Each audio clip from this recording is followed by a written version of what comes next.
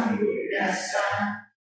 Namo tassa bhagavato arahato sama sambuddhassa. Namo tassa bhagavato arahato sama sambuddhassa. And we have to continue four types of true friends. Ya, jadi hari ini saya akan melanjutkan dengan membahas 4 jenis teman yang baik. So we can know the first one is the helper, the one who's helping. Ya, jadi jenis teman yang baik yang pertama adalah teman yang membantu kita. This one is samana sukha dukkha, different and weak and old. Lalu jenis teman yang baik yang kedua adalah samana sukha dukkha, artinya adalah teman dalam susah maupun senang. So that means whether you are poor or rich, you will feel the same. Ya, jadi maksudnya walaupun kita kaya ataupun miskin, teman kita yang baik ini akan memperlakukan kita dengan cara yang sama. And there was an attack-kai, the good counselor. Lalu jenis yang ketiga, teman yang baik adalah atthakai, artinya adalah teman yang memberikan nasihat baik. Yeah, actually he will show, he will talk about your own welfare. Ya, teman yang jenis yang ketiga ini dia akan berbicara untuk tujuan kebaikan kita. You know, we have anukamaka, the compassionate friends. Lalu jenis teman baik yang keempat adalah anukampaka, artinya teman yang berbelas kasihan. That means when you are in danger or when you suffer, he will be good friends. Jadi jenis teman yang keempat ini adalah teman yang walaupun kita sedang dalam bahaya atau sedang dalam masalah, dia tetap menjadi teman baik kita. And we can start with the helper's characteristics. Ya, jadi saya akan memulai dengan karakteristik dari teman baik yang pertama, ya, teman yang membantu. Actually, we have mentioned before when we talk about good friends, similarly, Pramita Prakati protects the friends when they are illness, intoxicated, or on a journey. Ya, jadi ciri-ciri pertama dari teman yang membantu ini sebenarnya sama seperti kewajiban dari teman yang baik, ya, yaitu adalah pemantang rakati. Artinya adalah teman yang membantu ini mereka melindungi kita ketika kita sedang lengah, ketika kita sedang mungkin tidak sadar ataupun mabuk, ataupun sedang dalam perjalanan. So I think I have already talked about the story, right? Someone who have met one young man, he got drunk, his property were stolen, right? So in this kind of situation, the farmer project. Ya, seperti cerita saya dulu sempat pernah cerita juga bahwa contohnya adalah ketika misalkan kita mabuk misalkan gitu ya, lalu kita tidak sadarkan diri, nah teman kita ini yang baik ini akan melindungi kepemilikan kita agar tidak dicuri oleh orang lain. Now the commanders seperti yang protect trans property when they are illness, intoxicated, or on a journey. Nah, ciri-ciri kedua dari teman yang membantu ini adalah pematasa sabate yang rakati. Artinya mereka melindungi milik kita ketika kita sedang lemah, ketika sedang tidak sadar ataupun sedang dalam perjalanan. Actually, yeah, in this case, the first one, Pramita Rakati, also we can say project friends, right? He also can be considered his family, right? The front family, so he will take care of his family also. Second one is his properties.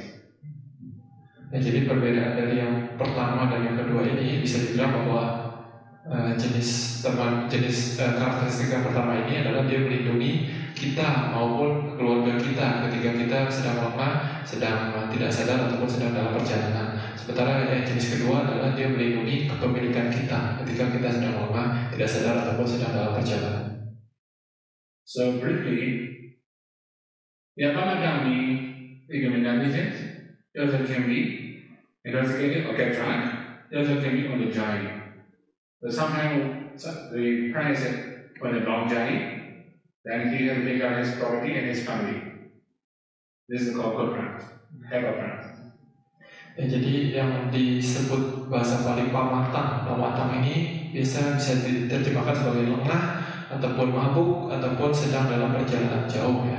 Jadi maksudnya ketika kita sedang dalam perjalanan jauh ataupun sedang lengah ataupun sedang mabuk, teman yang baik akan melindungi keluarga kita maupun kepemilikan harta kita. Another one, Vedasa Saranamahoti becomes a refuge when the parent is afraid. Because in danger also we can say, right? We always talk about it before also. Lalu ciri-ciri ketiga dari teman yang membantu ini sama seperti yang sebelumnya sempat dijelaskan, yaitu Vidasa Saranamahoti. Artinya mereka menjadi tempat kita berlindung ketika kita sedang dalam bahaya ataupun sedang ketakutan. Okay, now the last one. Obanesu, Kitaganesu, Tajikunam, Volkam, Nupadeti. Provide twice as much as needed when the parents face important matters. That means when the parents is in difficult conditions, you will help. Lalu ciri-ciri keempat dari teman yang membantu ini adalah Upanesu Kicakaraniyesu Tadi Guna Boga Anupadeti.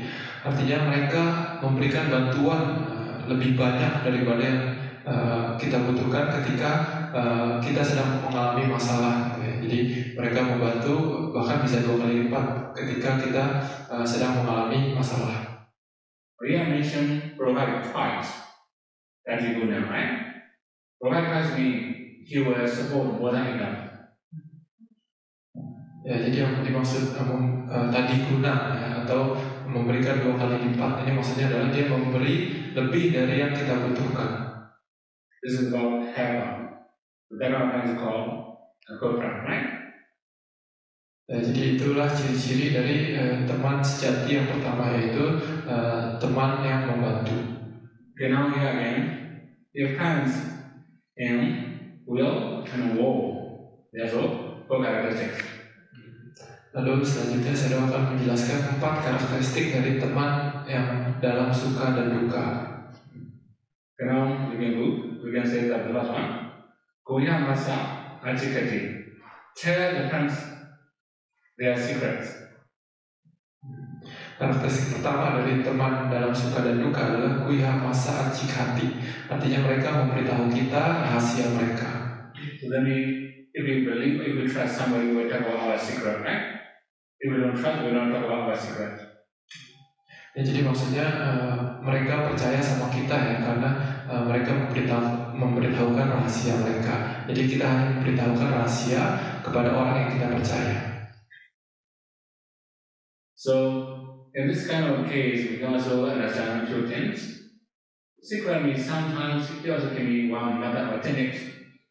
We will have something else, right? For example, sometimes we need to know some new information.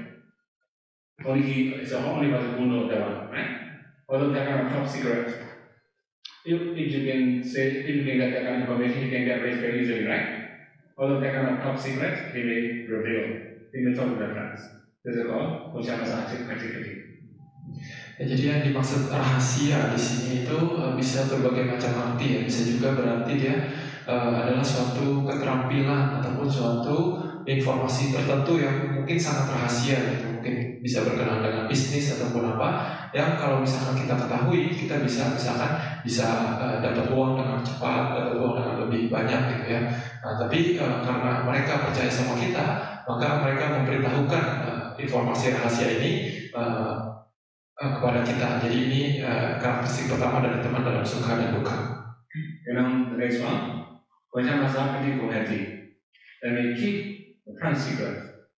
That means if we talk about our secrets, that he will keep it. He will not scratch, man. This is also called the meaning of a friend. Nah, lalu ciri-ciri kedua dari teman dalam suka dan duka adalah guhamasa paling buhati. Artinya mereka menjaga rahasia kita. Jadi kalau kita memberitahu rahasia kita kepada mereka, mereka tidak akan menyebarkan kepada orang lain. Okay, now another one. Abadasu. Now we say he doesn't abandon the friends in the time of danger. Lalu ciri-ciri ketiga dari teman dalam suka dan duka adalah apadasu nawijahati. Artinya mereka tidak meninggalkan kita ketika kita sedang dalam bahaya. So in this kind of case, arasu also means some failure, also can be. We can also say some, maybe can say how about this one? Disaster or we can also say no, because there are many other crises or many other. When we came out of that kind of things, also you know, give up, you know, like abandon the friends. Dalam arasu nawijahati. Ya, jadi yang dimaksud apadasu di sini selain bahaya, ini bisa juga berarti waktu di mana kita mengalami kegagalan ataupun kerugian ataupun sedang kena musibah. Nah, ini teman yang dalam suka dan duka ini mereka tidak meninggalkan kita ketika kita mengalami hal-hal seperti ini. Here we should say some pariva. You may know the pariva sahaya something like that. You know that, right? Sahaya. Right? Who is this sahaya? That means whether we are rich or poor, it is the same. This kind of friends are called sahaya.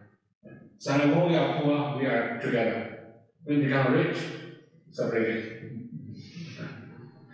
Ya, jadi saya mengatakan ada bahasa Pali yang mungkin kita tahu ya, itu namanya adalah sahaya. Sahaya ini artinya teman juga ya. Tapi sebenarnya sahaya ini kalau secara literal ini artinya adalah selalu bersama. Jadi maksudnya ketika kita miskin, teman ini selalu sama kita. Ketika kita jadi kaya, dia juga tetap sama kita. Jadi maksudnya mereka teman yang baik itu selalu bersama. Kata saya ada beberapa teman yang ketika kita miskin sama-sama, tapi ketika yang satu jadi kaya, jadi berpisah gitu ya. So then when we encounter difficulty, we can know who's a really good friend.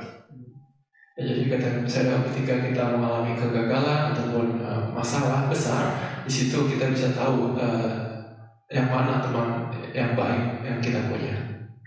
Okay, now the last one. Judamisa Akaya Pritijata Hoti. He is so willing to sacrifice their life for friends' sake. Lalu ciri keempat dari teman dalam suka dan duka adalah jiwitambisa ataya parijata hoti. Artinya mereka bersedia untuk mengorbankan nyawanya untuk kepentingan kita. So this is very rare also, right? So remember the life. That kind of friends is very rare. You're gonna find the community, right? Ya, kata saya jenis teman yang punya kualitas seperti ini mungkin jarang ditemukan ya, bahkan di masyarakat pun jarang ditemukan. Today we have already said the pariva samana sukha dukkha. Samana means the same. Sukha means happiness or bliss or something trying to right, pleasant. Dukkha means unhappiness or miserable life or suffering or something, right? So whether it's suffering or happy, samana the same.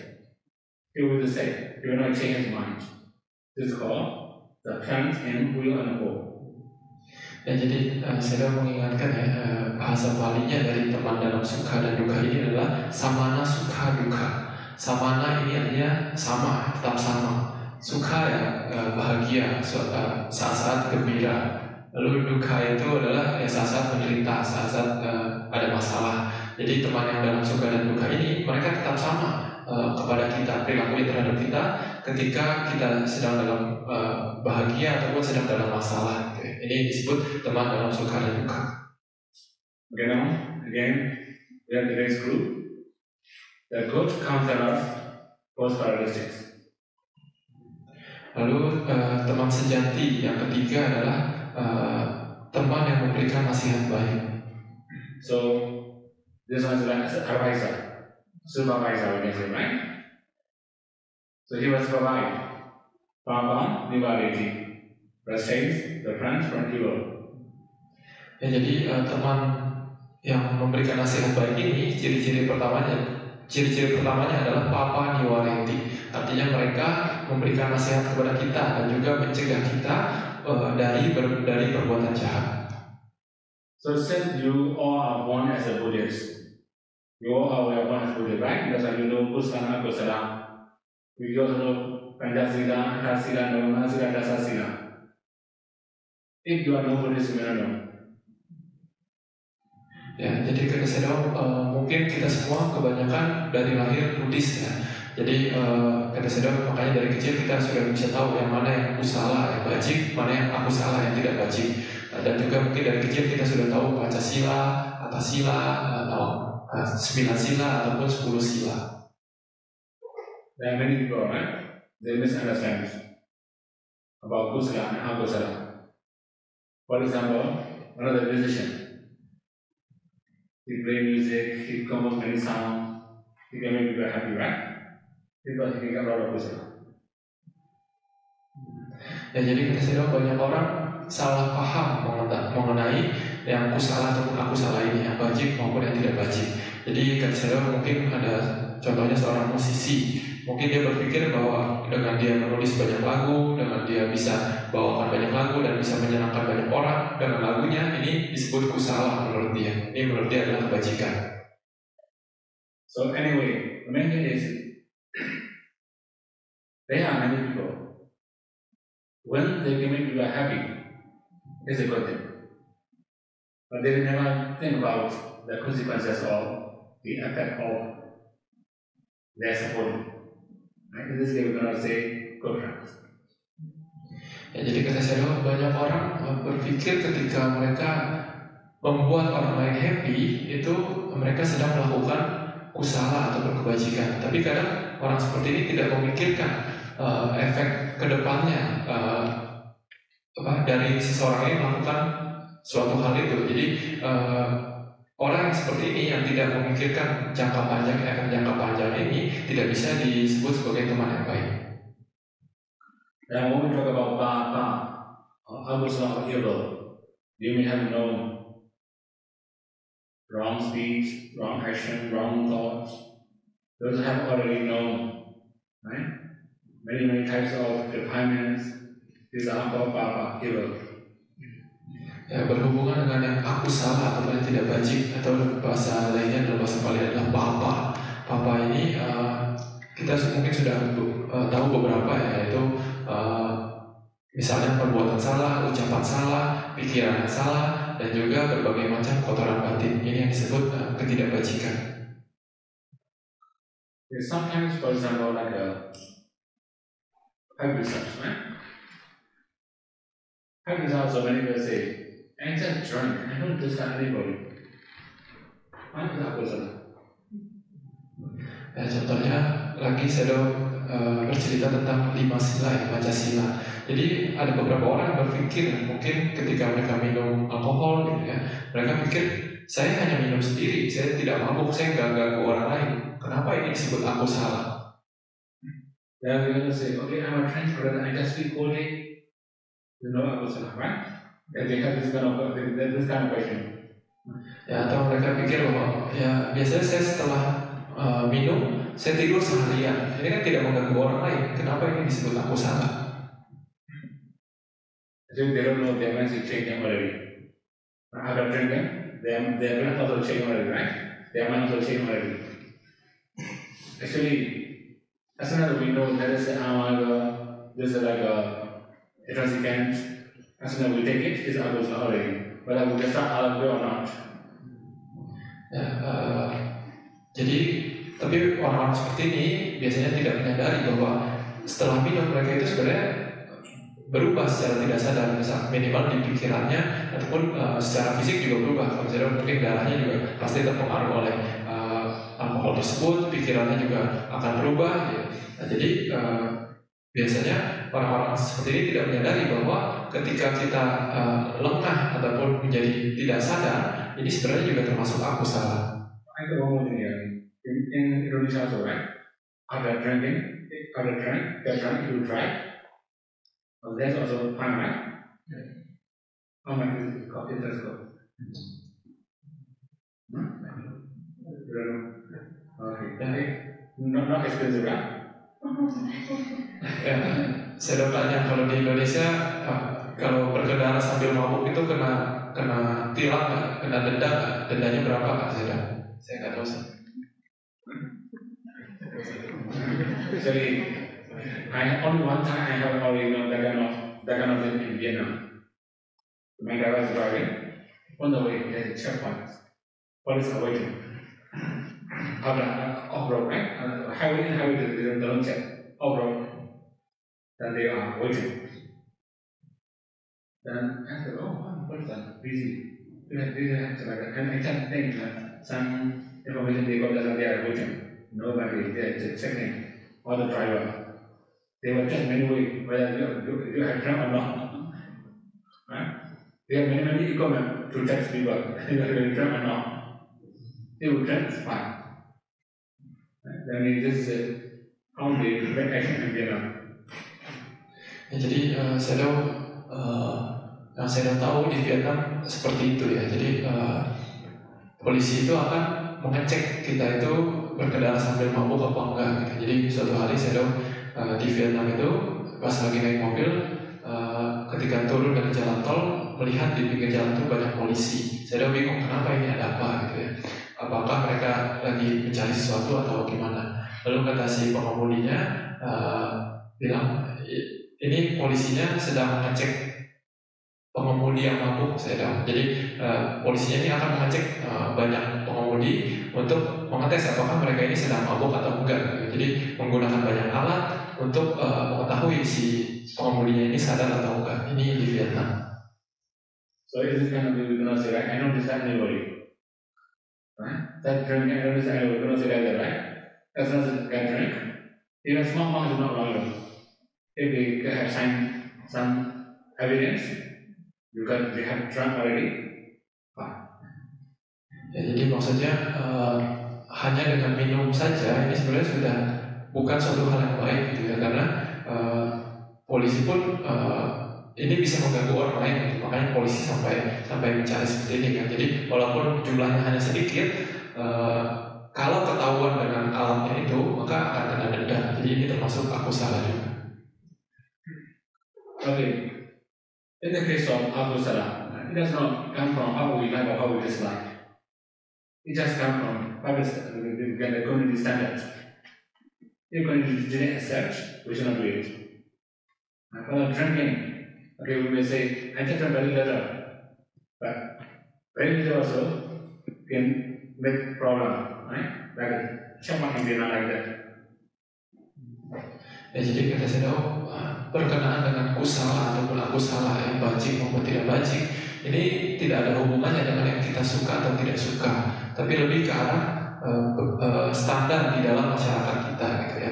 Jadi misalkan walaupun kita bilang saya cuma minum sedikit saja tidak masalah, tapi di dalam masyarakat sebenarnya ini bisa jadi masalah. Walaupun minum sedikit, kalau kita bawa mobil ini bisa jadi masalah. Makanya contohnya di Vietnam itu ada tempat-tempat pemeriksaan itu, karena ini bisa jadi masalah buat masyarakat.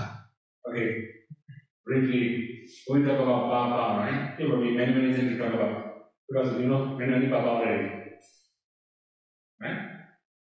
So we should go next one.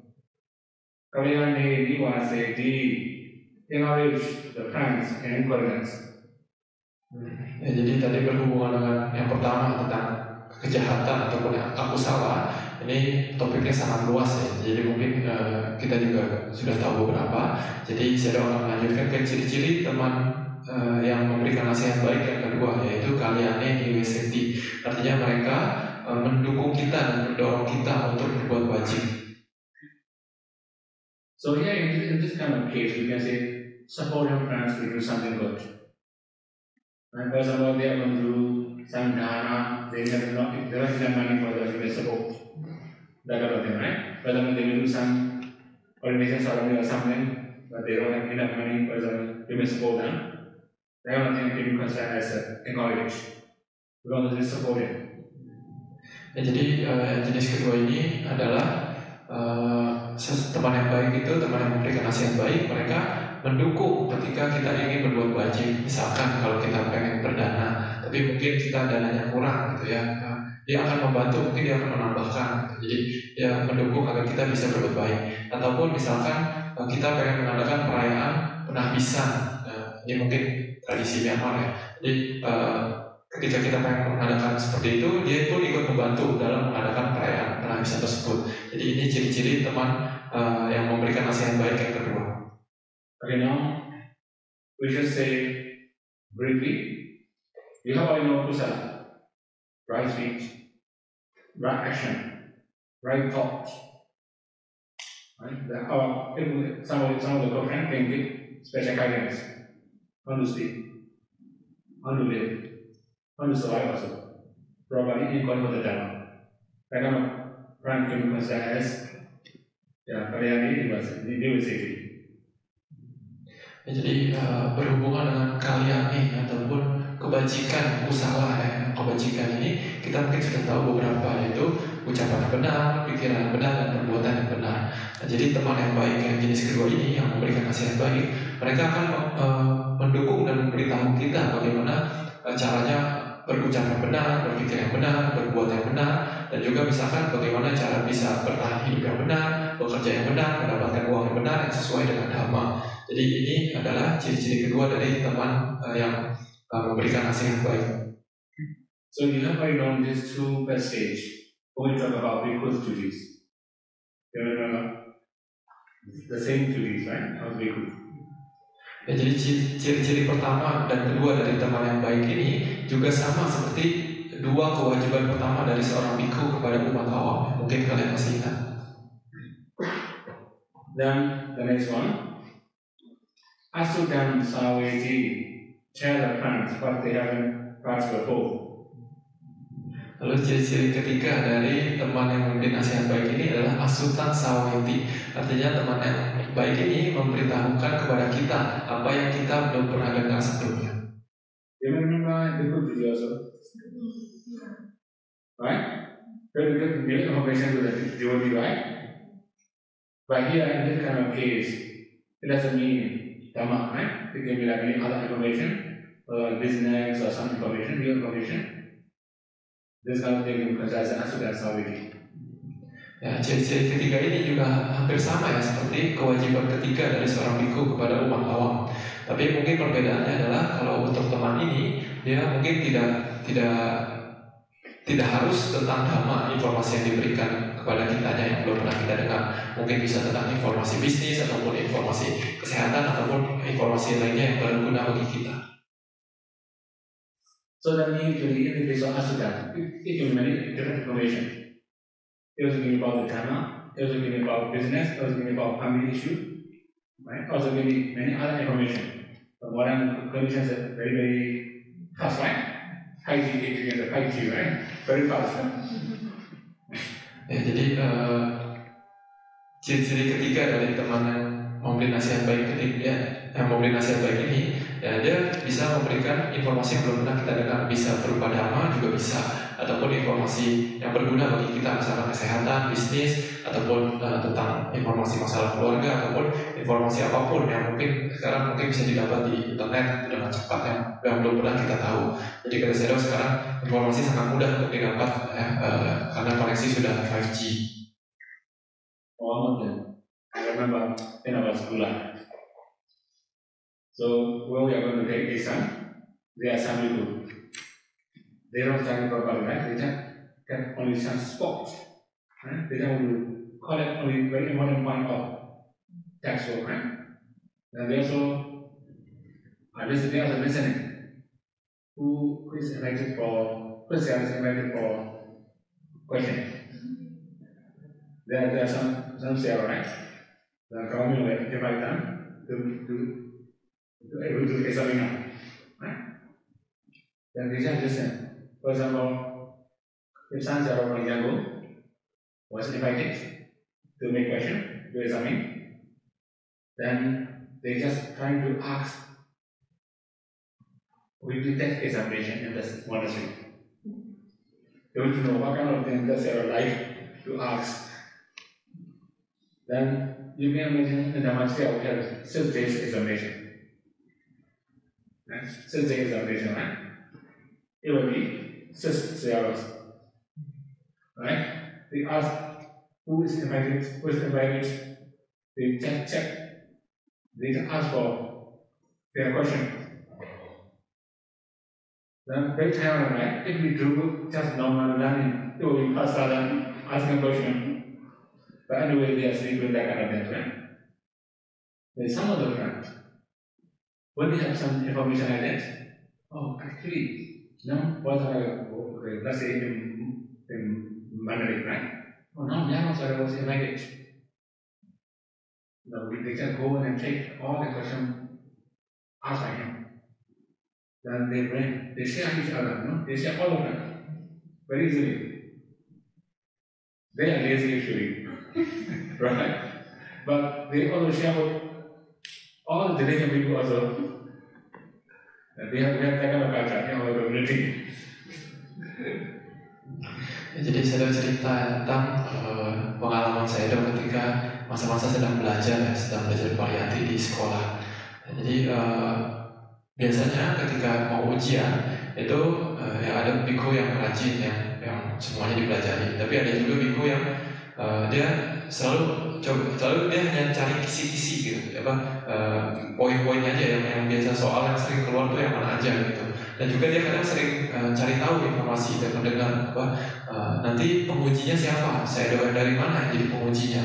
Misalkan dia tahu, oh saya doa dari misalkan Jakarta yang pengujinya, lalu dia akan cari biasanya saya doa dari Jakarta itu tahun-tahun sebelumnya pertanyaannya apa aja gitu. Lalu kalau misalkan saya doa dari Medan, maka dia akan cari tahun-tahun sebelumnya saya doa itu pertanyaannya apa aja. Nah, lalu kata saya ada beberapa biku yang seperti ini gitu ya. Tapi ada juga yang ketika mendapatkan informasi seperti ini, mereka juga masih baik, mereka bagi-bagi kepada biku yang lain. Semua biku dikasih tahu, nanti ujiannya pengujinya si Sedo dari Yangon misalkan. Maka dia kasih tahu ini kisi-kisinya apa, yang tahun-tahun sebelumnya Sedo dari ini pertanyaannya seperti ini gitu. Jadi kata Sedo ini juga lumayan bermanfaat karena ketika Sedo ujian Dhammacarya itu 6 hari ujiannya, berarti 6 penguji. Jadi ada 6 Sayadaw yang berbeda. Nah, jadi bisa belajar kisi-kisi dari Sayadaw yang berbeda-beda ini. Mungkin agar lebih gampang lulus ujian mungkin. One day they happened to me. One of our friends, he called question. Memory question, right? Weekly examination in around 1 monastery. Then when she showed the question, let's say it's very senior. Because the experience teacher witness, right? So what after reading the question, he's very smart, and his questions are very beautiful. When I say like that, they say, how do you know it's beautiful? Then I have to explain. Beautiful meaning, it just look very simple. But we have to answer very long. Questions is very simple. You just read normally, very simple. Right? Well, he didn't say any hint, right? He just translate this one systematically. It's only systematically is more terrible. We're more scared. If we have some hints, right? For whether in this sentence, by using this theory, you must translate. He said, theory already. Using this theory, translate this one. We knew that theory, okay, no problem. In his case, translate this one systematically. So it's more terrible, right? So then he didn't hit any hint. We don't have any hint. Sometimes he just say, when seeing this Paliwat, translate systematically. It's a 3-point Paliwat, this Paliwat. But Adivacana, for example, right? But okay, trying to when seeing Adivacana, translate systematically. So when we say Adivacana, we can translate many different ways. So if you just put that kind of question, then no hint. We have to answer very long. Question is very short, but we have to answer very long. Very smart question. And so, this question is very beautiful. Even he didn't know how beautiful it is. Right? But he shared with me. Jadi kata Sayadaw, suatu hari ada temannya Sayadaw ketika mau ujian, dan dia memberitahu saya dong kisi-kisi ujian yang akan muncul gitu ya. Jadi katanya pengujinya adalah seorang shadow yang sudah sangat senior gitu. Lalu ketika dikasih lihat contoh pertanyaannya yang pernah diajukan oleh si shadow ini, shadow Koida bilang bahwa oh ini pertanyaan sangat indah sekali gitu ya. Lalu temannya shadow bilang, indah dari mana? Kenapa kamu bisa bilang indah gitu? Lalu kata shadow, ya soalnya ini pertanyaannya simple tapi jawabannya rumit gitu ya. Dan jadi biasanya shadow lain kadang kasih clue gitu ya cara jawabnya seperti apa. Tapi yang ini cuma pertanyaannya simpel sekali. Contohnya, terjemahkanlah bahasa Pali ini secara sistematis. Cuma itu. Pertanyaannya simpel, tapi kata saya kalau seperti itu jawabannya pasti lebih rumit daripada ada clue-nya gitu ya. Karena harus diterjemahkan dengan berbagai metode gitu ya.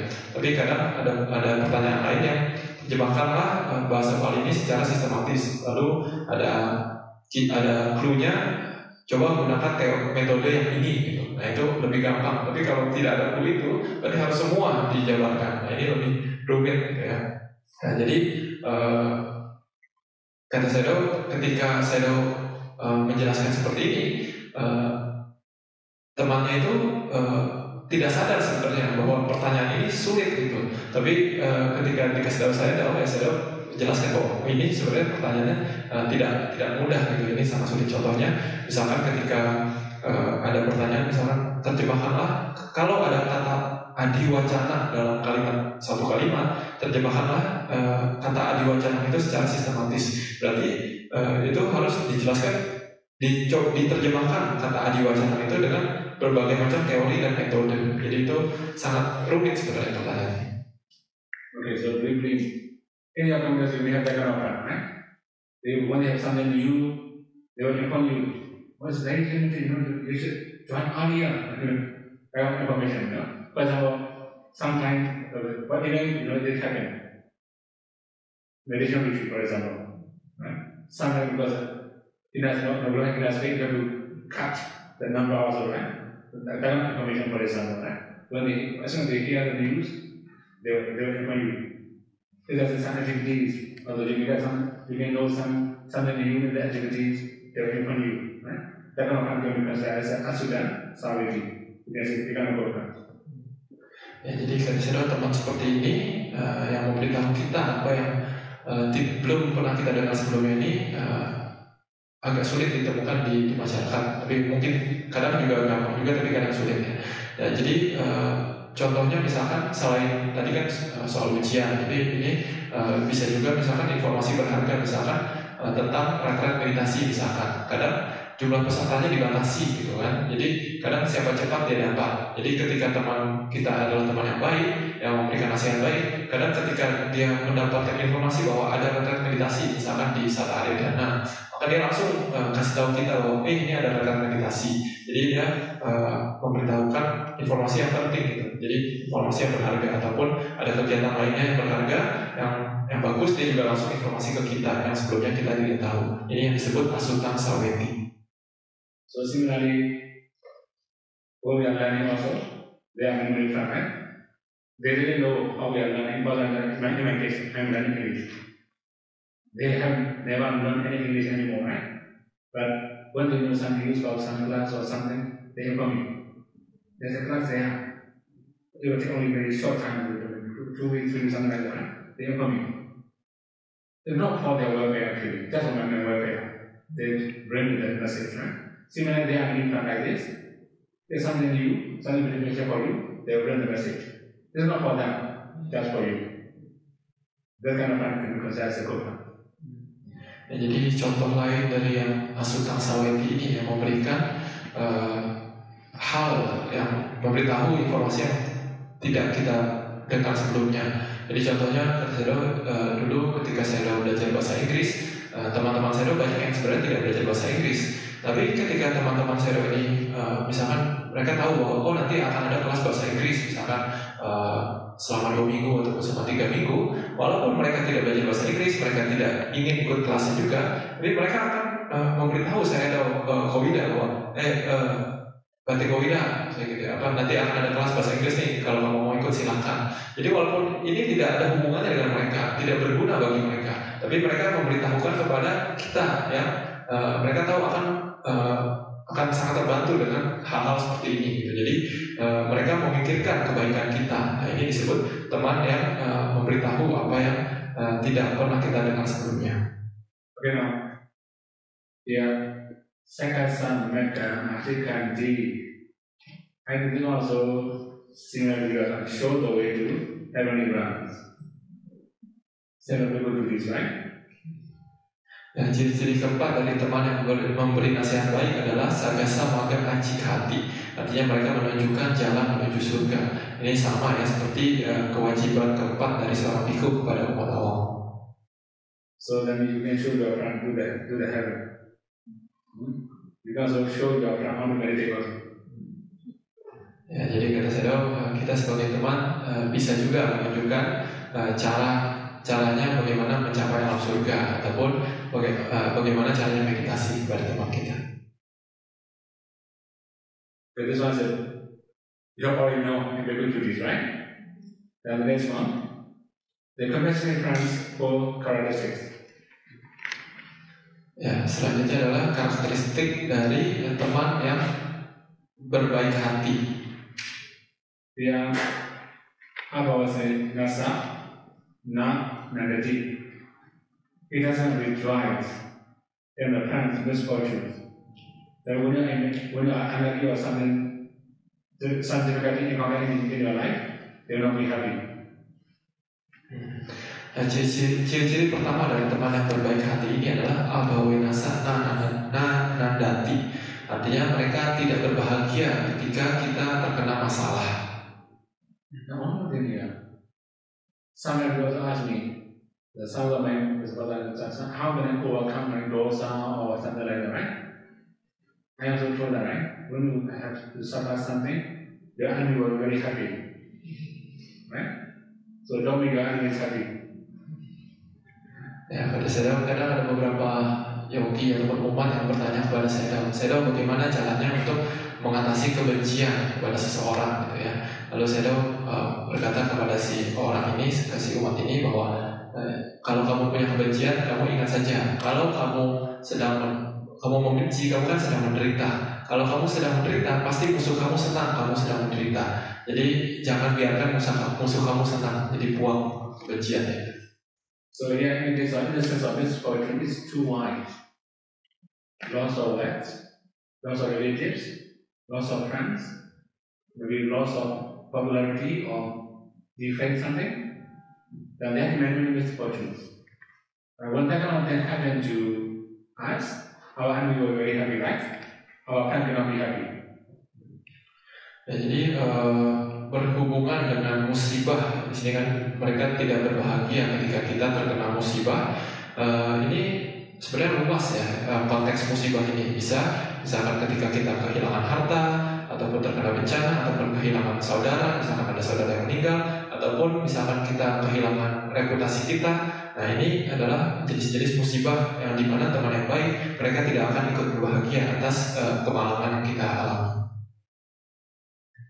I should say one thing. Maybe you have studied about Venerable Devadatta. When in the very beginning, I don't study that much. Recently, I was in the very much in detail about Venerable Devadatta. So I read everything in detail about Venerable Devadatta. When he passed away, how happy I was to know. When he was swallowed by the earth, many people were very happy. Right? Some of them are like dancing, some of them are like dancing. They dance. And many of them have go out of the house and hear the news, they are very happy, right? We say, oh, once bad people pass away, right? When we are happy, right? Ya, jadi kata saya sebelumnya tidak pernah baca secara detail ya tentang Bante Devadatta, gitu ya.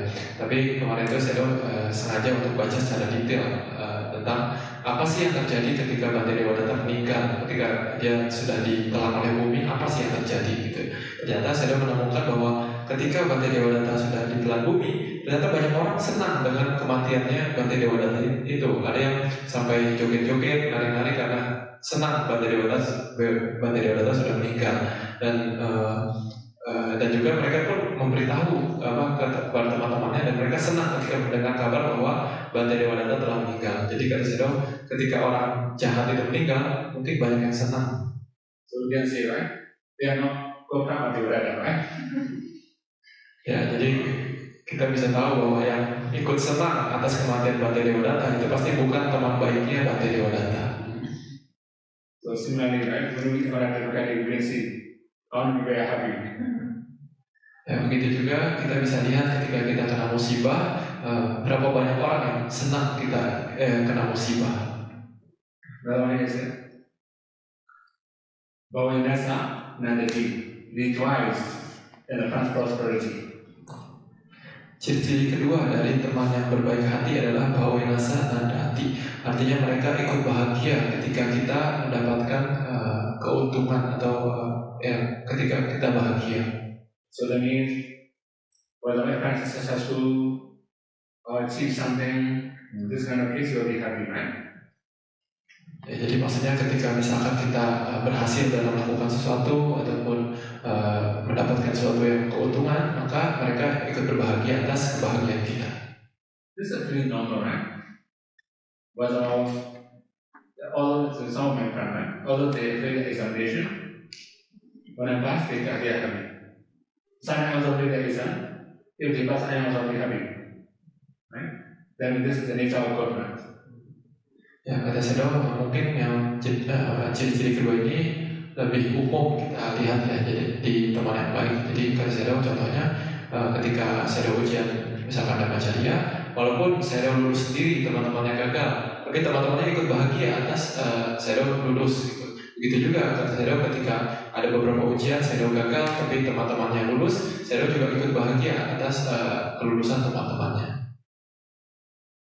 The nature of our is whether we are successful, they will be happy, right? Or you face something, they will be happy. Ya, jadi ciri-ciri teman yang baik adalah ketika kita sukses, ketika kita berhasil, mereka akan ikut bahagia. Tapi ketika kita sedang dalam masalah, dalam musibah, mereka tidak akan ikut bahagia. Now here again, awanam, asamanam, divariti. Stop those who speak ill of the friend. Lalu ciri-ciri ketiga dari teman yang berbaik hati adalah awana basa mana niwareti. Artinya mereka menghentikan orang-orang yang mencoba untuk menjelek-jelekan kita. So sometimes they will spread bad news. For example, Babasi, then you were interfere. Then if you were trying to spread good news, for example, right? That kind of things. So then it's always talking about very bad thing about his friends, and he will project that kind of friend, also good friend. Ya, jadi maksudnya misalkan ketika ada seseorang yang mencoba untuk menjelek-jelekan kita di belakang, ataupun mencoba menyebarkan rumor tentang kita, ataupun menyebarkan berita buruk tentang kita di belakang kita. Nah, ketika teman kita mendengar ada orang yang berbuat seperti ini, mereka akan mencoba untuk menghentikan orang seperti itu ya, menghentikan orang tersebut menjelek-jelekan kita atau menyebarkan kabar buruk tentang kita, dan juga bahkan mungkin bisa mencoba untuk menyebarkan hal-hal yang baik tentang kita. Okay, now finally, Varna, Vasa, Mana, Prasansati praises those who speak well of the friend. Lalu ciri-ciri terakhir dari teman yang berbaik hati adalah wana bahasa mana pasang sati. Artinya mereka memuji jika ada orang yang berbicara baik tentang kita. Similarly also the blind employees, you remember? Employees to be right? But here this is a little different. Different means when someone will talk about his friend's good reputation, then he will praise that person. He will support that kind of people. Ya, jadi ciri-ciri ketiga dan keempat dari teman yang baik ini hampir mirip dengan kewajiban yang dua terakhir dari karyawan yang baik, dari pekerja yang baik ya, kalau kalian masih kan mungkin. Jadi mereka mencegah orang lain berbicara buruk tentang kita, dan juga mereka memuji orang lain ketika mereka berbicara baik tentang kita. Ini ciri-ciri teman yang berbaik hati. Now today we talk about friends, right? Friends come from Metta, we always said. One more thing, the opposite of Metta is dosa. We also have to know the ground of hatred. What are the foundations of hatred?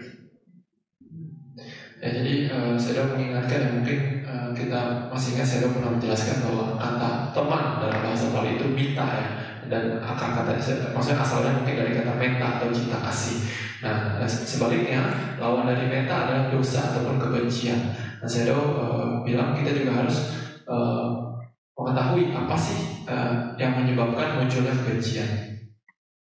So, dosa also can be past memory. Dosa can be present condition. Dosa can be future also. I think about future. Ya, jadi yang bisa menyebabkan kebencian itu ada beberapa. Yang pertama misalkan berkenaan dengan masa lampau, ataupun yang berkenaan dengan masa sekarang, ataupun yang berkenaan dengan masa depan, bisa menimbulkan kebencian. Then we have two different conditions. For example, some of the come from ourselves. Some will disturb us in the past. We recall. We get angry, we still hate. So this happened currently. Now we also hate, right? Now we also hate, in a sense, he's going to disturb, or she's going to disturb us in the future, near future. Although it's not yet right, we have maybe some discomfort, right? Because of hatred or anger. So, concern with ourselves, we can say three different types of dosa. Ya, jadi contoh dari hal yang bisa menyebabkan kebencian pada diri kita adalah kadang berkenaan dengan diri kita sendiri, gitu ya. Tadi kan ada berkenaan dengan masa lampau, masa sekarang maupun masa depan. Contohnya kita ingat orang lain pernah menjahati kita di masa lalu kita jadi kesal, jadi benci. Nah, ini salah satu alasan bisa munculnya kebencian. Ataupun di saat ini ada orang yang sedang menjahati kita, yang membuat kita kesal. Nah, ini juga adalah sebab dari munculnya kebencian. Ataupun kita bisa memprediksi bahwa oh, ini orang kayaknya bakal nyusahin kita di masa depan. Maka berkenaan dengan masa depan tersebut kita muncul kebencian atau rasa tidak nyaman. Nah, ini adalah tiga contoh pertama dari landasan di mana kebencian bisa muncul. And sometimes it can be concerned with our beloved one or dear one. Right? For example, someone here already start our friends or our family member or our dear one, right? In the past. Recalling that because they get angry, because of that hatred. Similarly, in the present, in the future.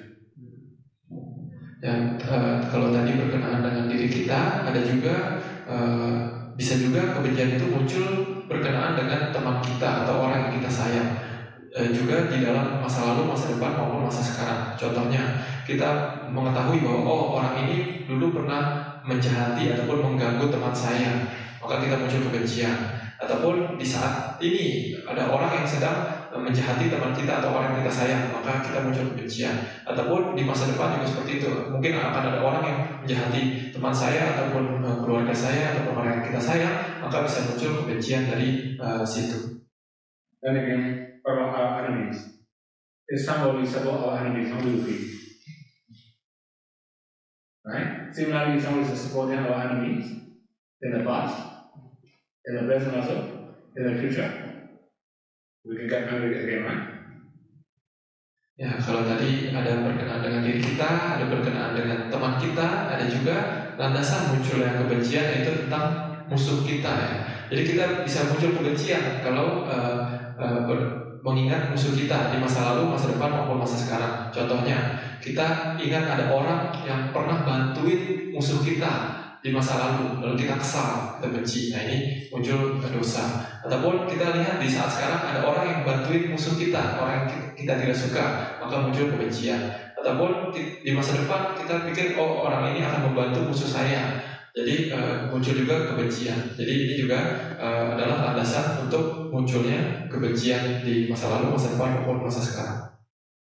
So sometimes, right, we also have some saying. I don't know if it's happening in Indonesia or not.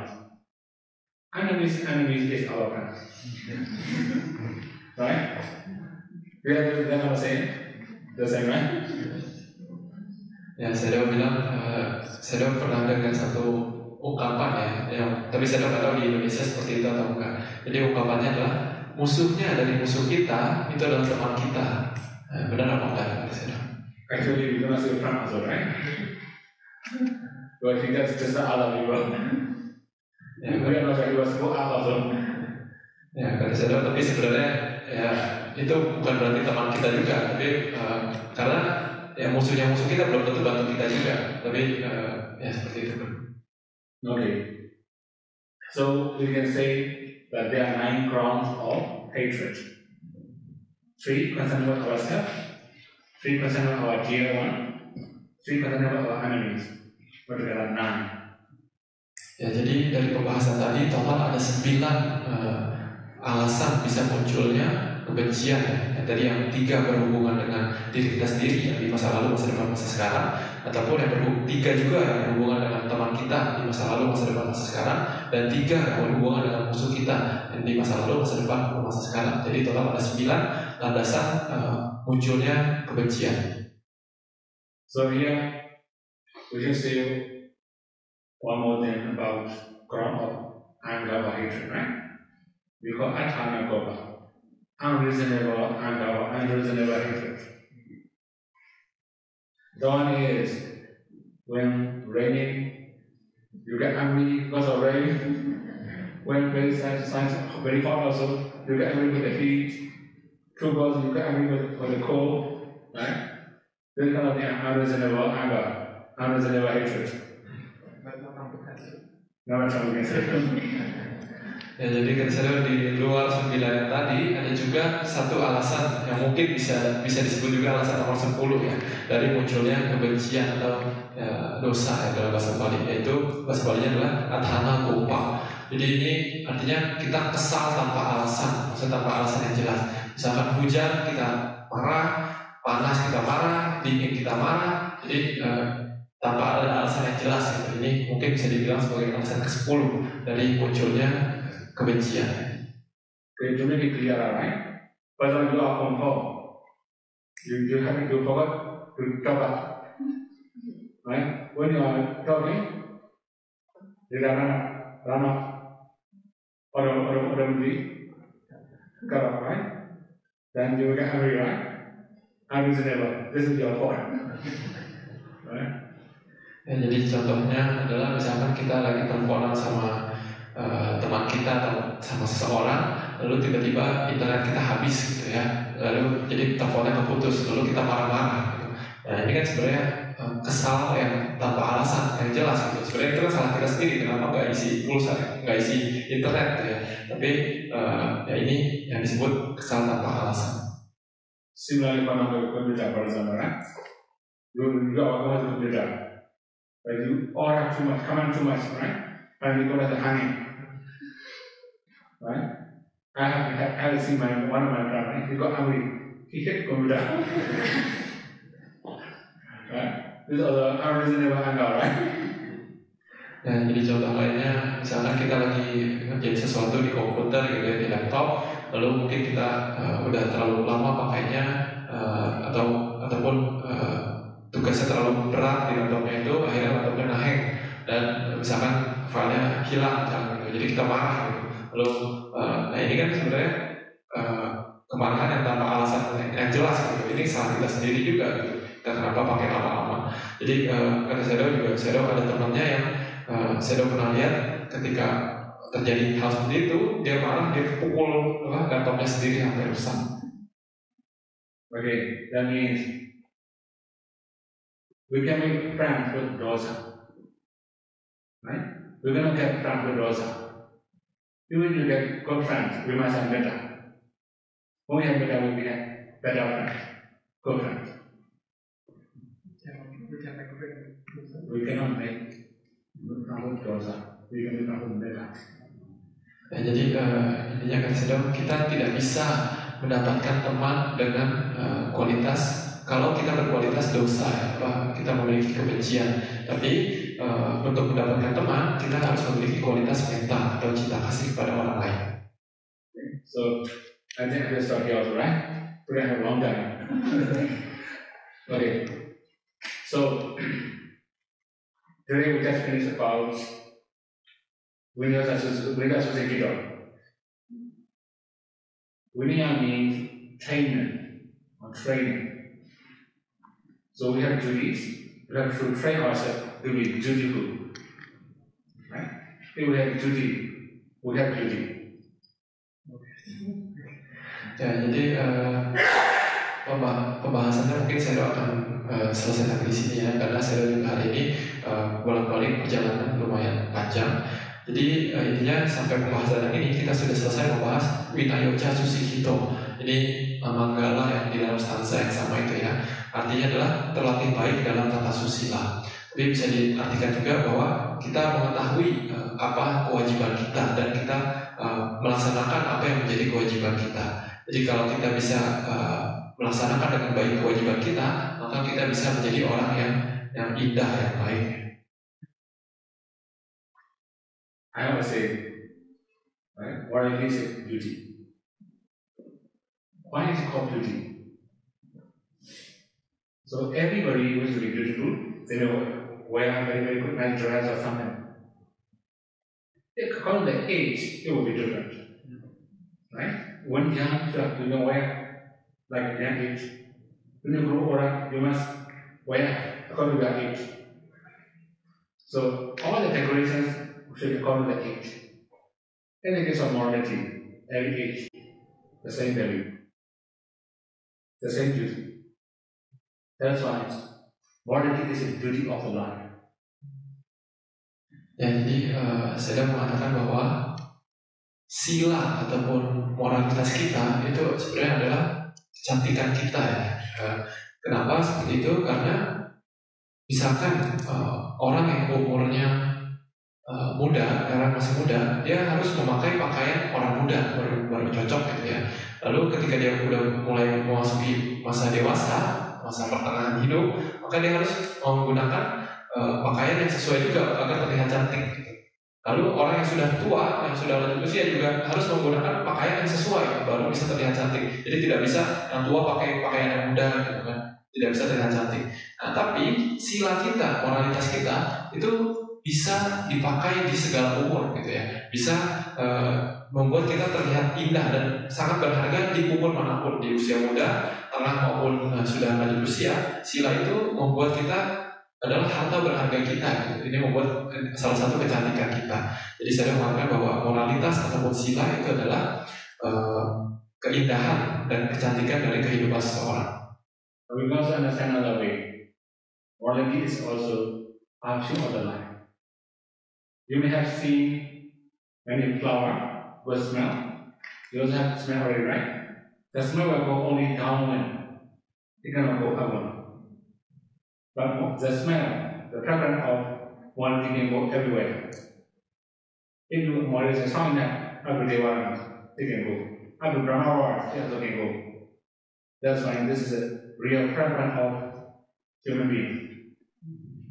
Ya, satu lagi juga saya mengatakan bahwa sila ataupun moralitas kita juga bisa disebut sebagai parfum kehidupan, ya, parfum kehidupan kita. Kenapa seperti itu? Saya mengatakan bahwa mungkin kita sudah sering mencium bau yang wangi, ya, misalkan bau bunga tertentu, kita sudah pernah mencium bau tersebut. Tapi bau bunga-bunga tersebut hanya bisa mengikuti arah angin, tidak bisa melawan arah angin. Ya, tapi sementara kalau kita memiliki sila yang baik, maka nama baik kita itu bisa menyebar ke seluruh penjuru, bisa melawan arah angin. Jadi bahkan kalau misalkan sila kita cukup baik, sangat baik, maka nama baik kita Dan nama baik kita itu bisa menyebar sampai ke alam surga maupun alam Brahma. Jadi ini bisa disebut sebagai sila, sebagai parfum kehidupan kita. Okay, so now can we get duty and purpose by undertaking research and by fulfilling duties. Right? We all be able to practice what our teaching, we all be able to realize and association and suffering.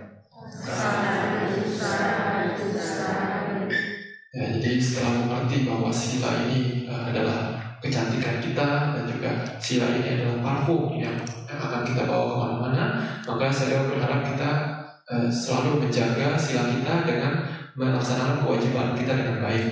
Lalu saya juga berharap semoga kita bisa berlatih sila sama dipanya dengan baik sampai akhirnya bisa mencapai nibbana, kebebasan penuh dari penderitaan. Sadu.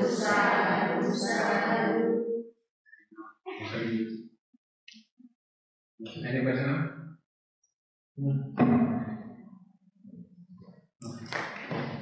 No, volunteer, run away.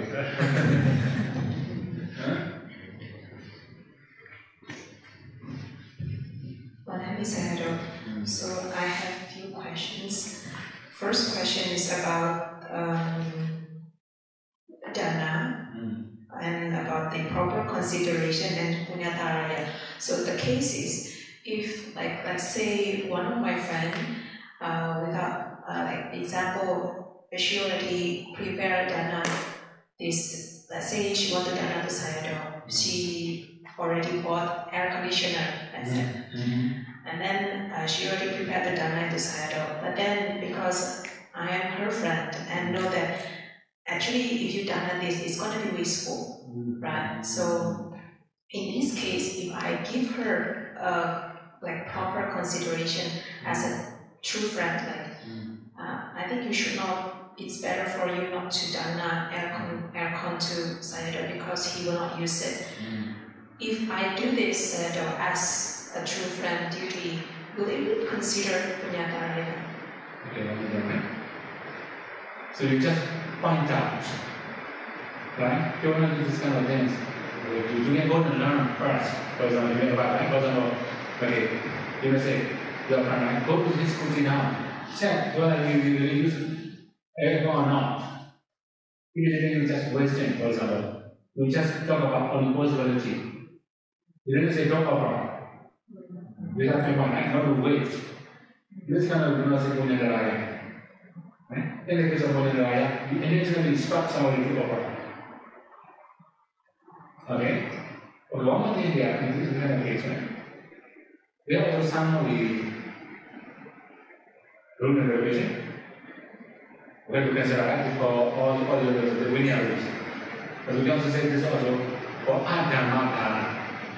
You know already adhamma, right? Adhamma, you know already, right? Adhamma dana, right? In the case of adhamma dana means, for example, one devotee has already arranged some donation to our people, right? Then we cannot say, we cannot come to him to go about another people or another titiya or sangha. This is also adhamma. Okay. So another case, it isn't arranged properly yet. Bharati, he has already informed with the people. How about this kind of thing? Very already right arranged.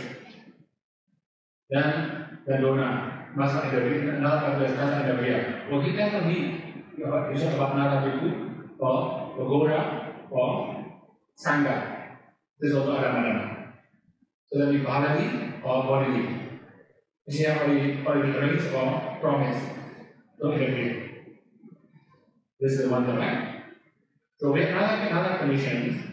Okay, not people. He raised to about Sangha. Abadi or Bodhi. Okay, we just say two different things. Madam, Ramadana, and Saragaya. Okay, very good, right? Two monasteries. We also have people, and Ramadana we have people. The Vaidoghi from Mera is raising property to Oha in Ramadana. But if someone in India, right? There are many things like this in Dhamma and open in Sadhya now. Right? If we appear like that, this was Adhamadana. With Sangha, if they arrange for one Sangha, verbally or bodily, they not change to another Sangha, another Bhikkhu or Jitiya. Okay? Similarly, Jitiya, Jitiya said, Jitiya. They have arranged to offer one Jitiya, but don't combine to another Jitiya, Sangha or Bhikkhu. These are called Adhamadana. Okay? So you can analyze, before about you should go and check whether he will use it or not. Right?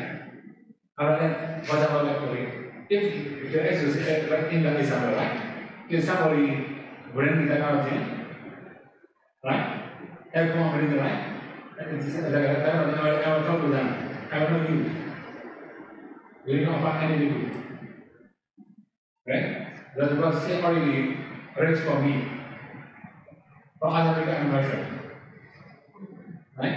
Similarly, washing machine. Washing machine. Actually, one Vietnamese devotee offer me washing machine. And I said, I don't use. I said, we don't use the washing machine also. We just wash, right? Or send away. We don't need to wash the machine.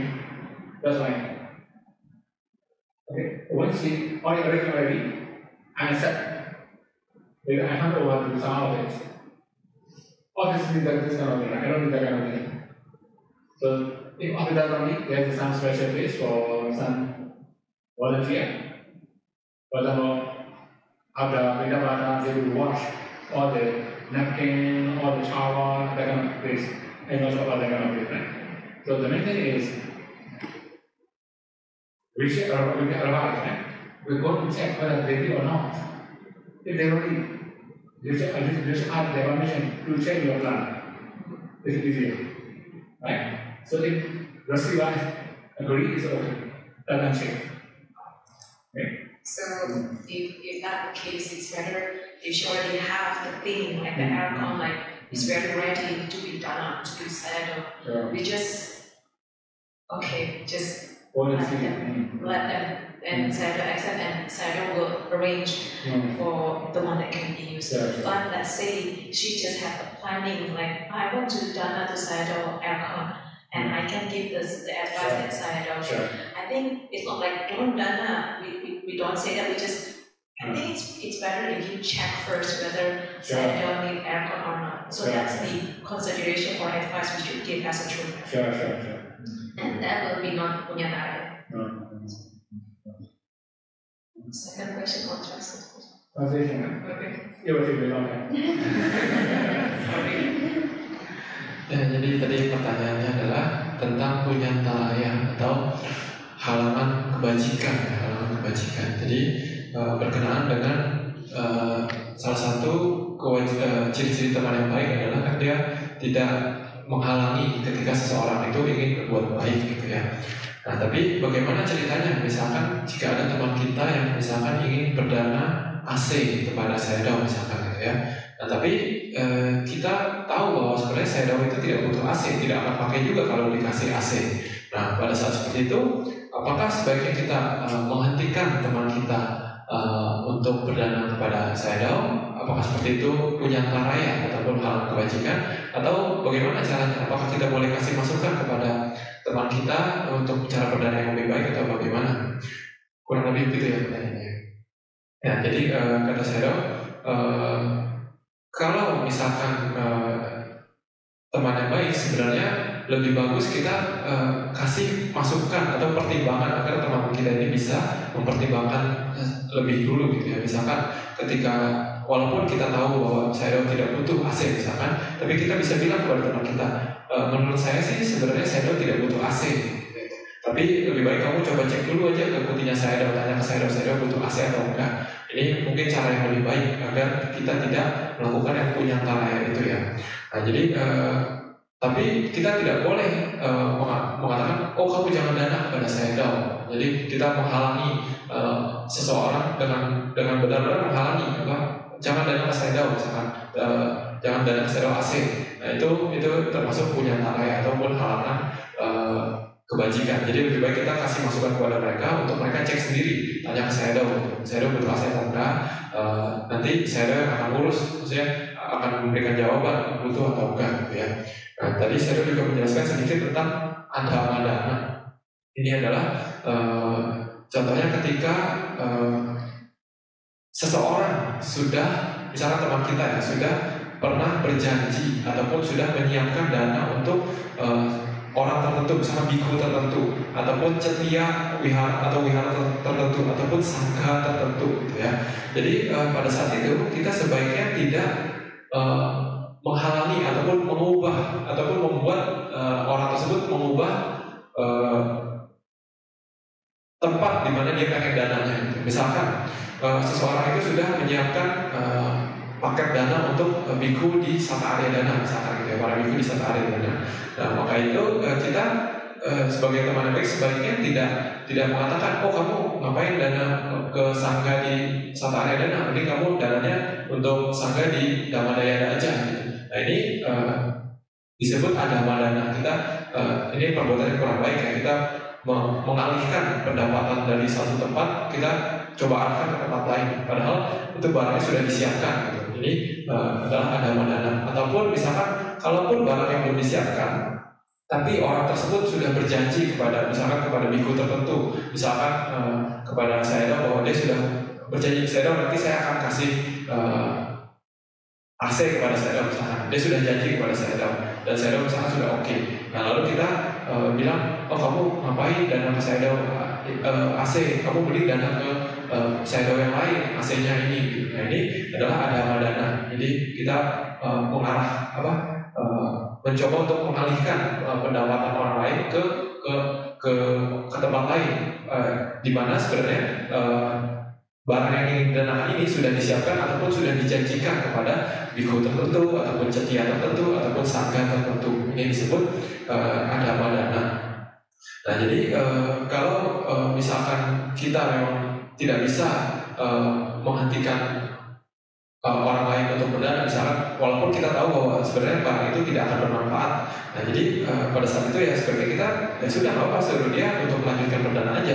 Nanti si penerima dana itu yang akan menentukan bagaimana dia akan menggunakan dananya. Contohnya misalkan ketika ada seseorang ingin berdana mesin cuci kepada Saidao, ini pernah terjadi di Saidao.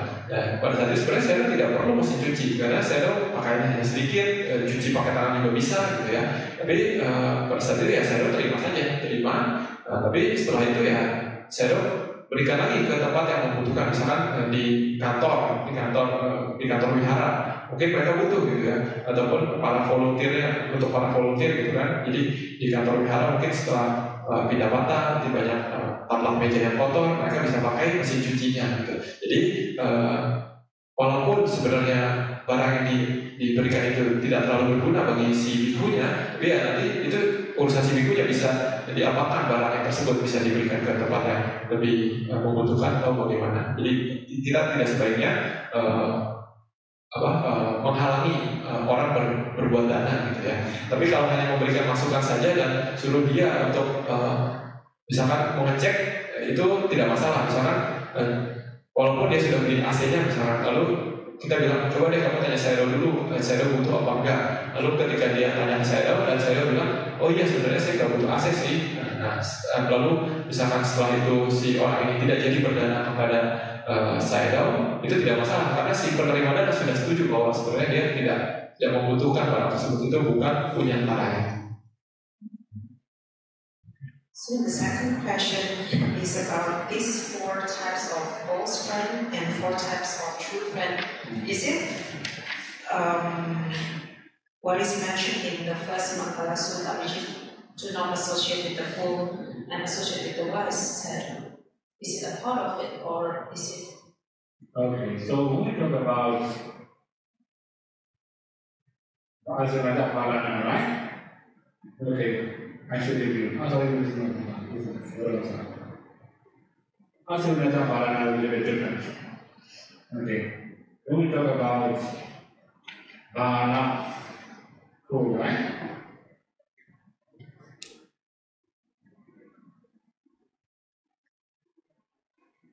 Okay. They are mentioned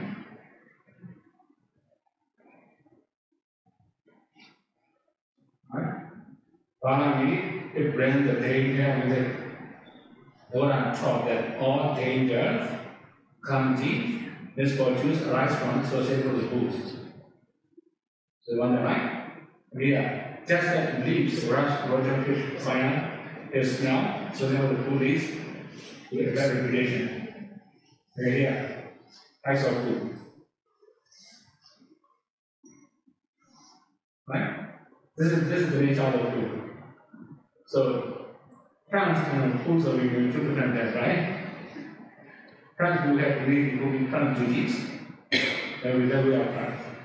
In the case of food, it also be first France again, right? So, in the case of Bala, we can find many Sudan. We will go to Bala Waka, you can find very long list of Bala. Again, although in Sudan Bala we have one Sudan, Wasana Sudan. We can find very long list of those Bala. So, okay, we can say first one can be Bala. Gopra also can be Barita, because they are right.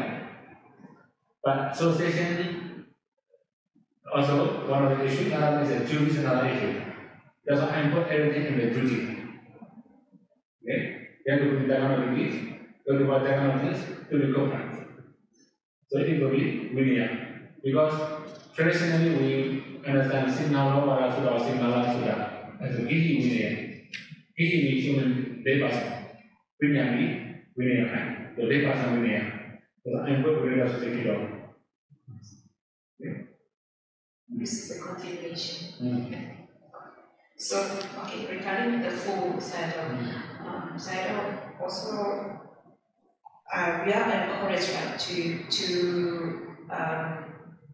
example the Buddha's past life aspiration, to not associate with the fool and not to. If we example that, would it be effective or useful for us to not going to be, because we don't want to associate with the fool, right? And don't want to meet them and don't want to get those harm from them. If we copy what this aspiration done by Buddhas in his past life, one of his past life, is it going to be effective for us? If yes, how is it so, Sayadaw? By just saying that aspiration, Sayadaw ever shown in the screen also.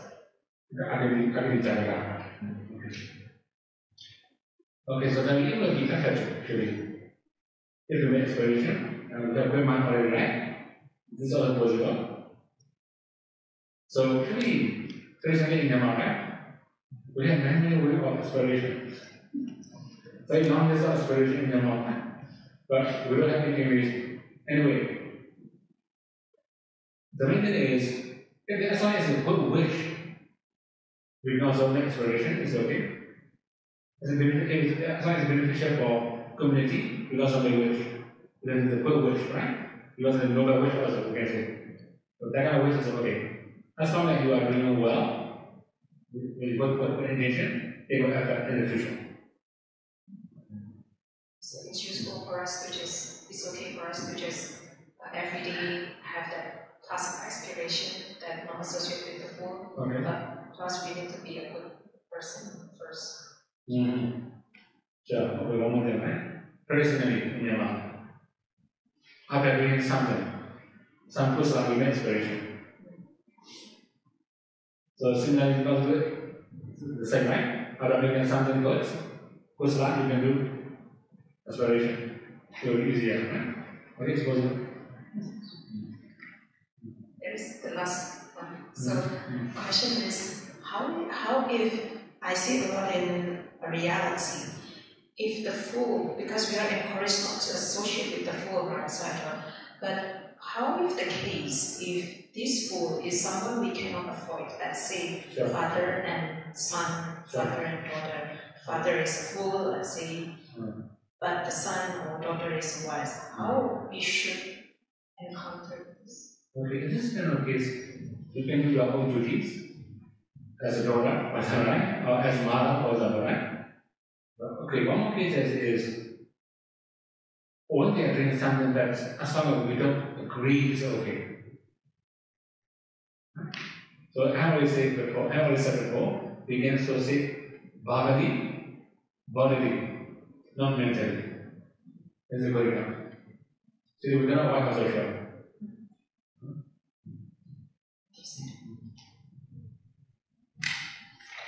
Ya, jadi tadi pertanyaannya adalah ada dua pertanyaan. Yang pertama tentang bala, tentang orang bodoh. Ini stanza pertama dari Manggala Sutta ya, bahwa Asewana Cabalana tidak bergaul dengan orang bodoh. Jadi di sini kan saya sedang menjelaskan tentang teman yang baik dan teman yang buruk. Apakah ini sama seperti stanza pertama dalam Manggala Sutta ini, Asewana Cabalana Panditana Casewana, tidak bergaul dengan orang bodoh dan bergaul dengan yang bijaksana. Apakah ini berhubungan atau bagaimana? Tadi pertanyaannya ya. Jadi kan saya tadi saya memberikan ini ya daftar ataupun lebih rincinya di dokumennya saya tentang definisi dari bala ataupun orang bodoh ya. Jadi Buddha mengajarkan bahwa segala bahaya, segala musibah dan segala kemalangan itu datang dari pergaulan dengan orang bodoh. Ini Buddha mengatakan seperti itu ya. Dan juga ada perumpamaan di mana daun pembungkus ikan, intinya daun itu akan menyerap bau apa yang dia bungkus. Kalau dia membungkus ikan, maka dia akan berbau ikan. Kalau dia membungkus misalkan bunga, maka dia akan berbau wangi gitu ya. Nah, begitu juga ketika kita bergaul dengan orang bodoh, maka kita akan seperti bau orang bodoh gitu. Maksudnya kita akan ikut ketempelan bodoh. Begitu juga ketika kita bergaul dengan orang baik, maka kita akan ikut baik gitu ya. Jadi kalau mau lebih lengkap kalian bisa lihat di dokumennya saya. Nah, tapi kata saya ada perbedaan antara teman yang buruk dengan bala ataupun orang bodoh ya. Walaupun ada sedikit sama, tapi biasanya kata saya bala ataupun orang bodoh ini lebih banyak dibahas di dalam sutta ya. Misalnya di Sutta Nipata ataupun di Wasala Sutta atau di berbagai sutta, itu Buddha lebih banyak membahas tentang bala, tentang orang bodoh ini gitu ya. Tapi kalau misalkan secara umum ya bisa juga kita bilang bahwa teman yang palsu itu adalah orang bodoh, bala ini ya. Ataupun orang yang teman yang baik itu disebut pandita ataupun yang bijaksana. Ini secara gambaran kasar kita bisa bilang seperti ini gitu ya. Jadi kenapa yang bala ini berbeda dengan stanza yang sedang kita bahas ya, Winayoca Susikito ya. Karena di sini saya ingin membedakan antara pergaulan dengan kewajiban ya. Kalau yang tentang pergaulan itu adalah di stanza pertama, Asewana Cabalana Panditana Casewana, tidak bergaul dengan orang bodoh, bergaul dengan orang yang bijaksana. Tapi sementara di stanza yang sedang kita bahas ini, yang Winayoca Susikito, ini lebih ke arah tentang kewajiban yang harus kita ketahui dan harus kita lakukan. Makanya dipisah gitu ya. Jadi kata saya Sigala Sutta ini atau yang sutta yang sedang kita bahas ini, sutta atau khotbah terhadap pemuda Sigala ini biasa juga disebut sebagai Gihi Winaya. Ini artinya adalah kewajiban ataupun peraturan bagi umat awam gitu. Karena kan kita membahas tentang kewajiban yang harus dilakukan dan seperti itu. Jadi ini dibahas dalam Winayoca Susikito, berlatih baik dalam tata susila. Itu pertanyaan pertama dari yang tadi ya. Pertanyaan kedua adalah tentang aspirasi untuk tidak bertemu orang bodoh. Jadi dan Cici yang tadi pernah mendengar ada, kadang kita mungkin pernah dengar juga ada aspirasi, Buddha pun beraspirasi untuk tidak bertemu dengan orang bodoh gitu ya selama kehidupan dalam samsara ini.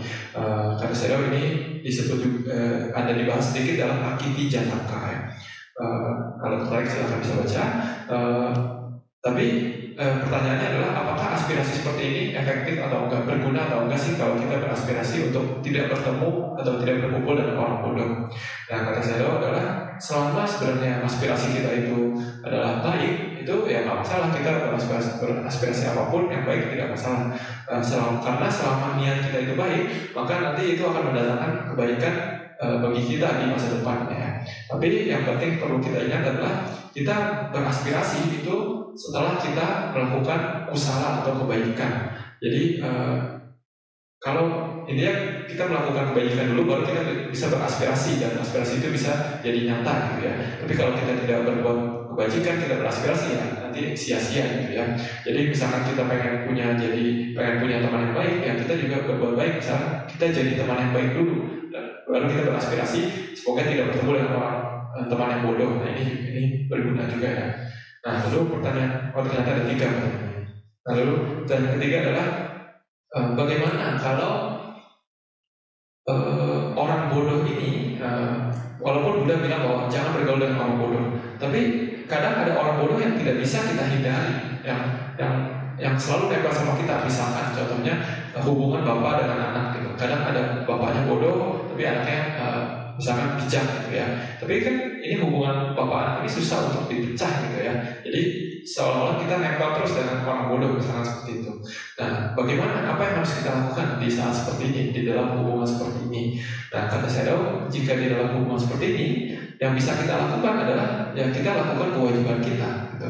Jadi misalkan kita sebagai anak, walaupun bapak kita mungkin kurang bijaksana, ya kita lakukan kewajiban kita sebagai anak yang baik.